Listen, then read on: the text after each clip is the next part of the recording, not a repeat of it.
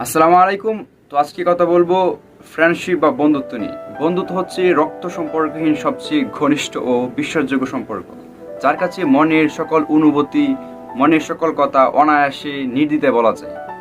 প্রত্যেকটা মানুষের জীবনে এমন কিছু কথা আছে যেগুলো পরিবার, পরিজন, আত্মীয় স্বজনকে বলা যায় না, কিন্তু বন্ধুকে নির্দ্বিধায় অনায়াসে বলা যায়।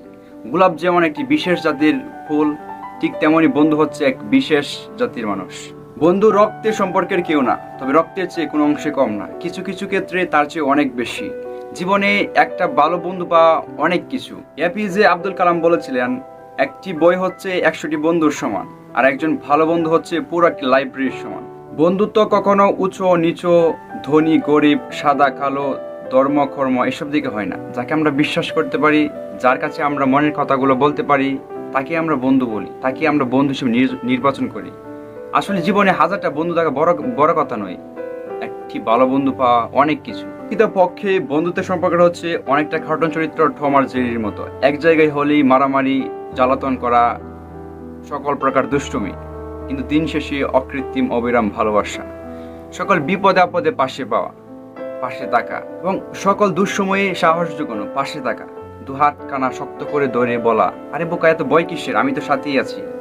বন্ধুত্ব হচ্ছে রক্ত সম্পর্কহীন আত্মিক সম্পর্ক।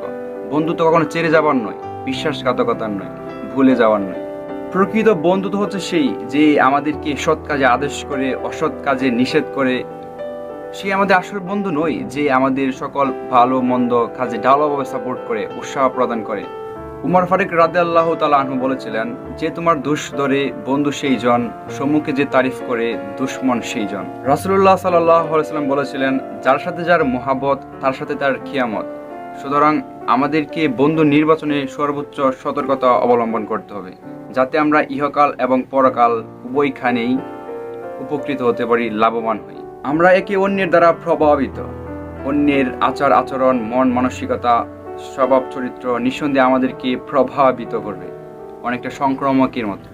বন্ধু যেমন জীবনের অবিচ্ছেদ্য অংশ, তো মাঝে মধ্যে বন্ধু আমাদের জীবনে কাল হয়ে দাঁড়ায়। তো যে বন্ধুগুলো আমাদেরকে ভুল পথে পরিচালিত করে, বিপদে নিয়ে যায়, তাদের দিকে দূরত্ব বজায় রেখে চলাই সমীচীন।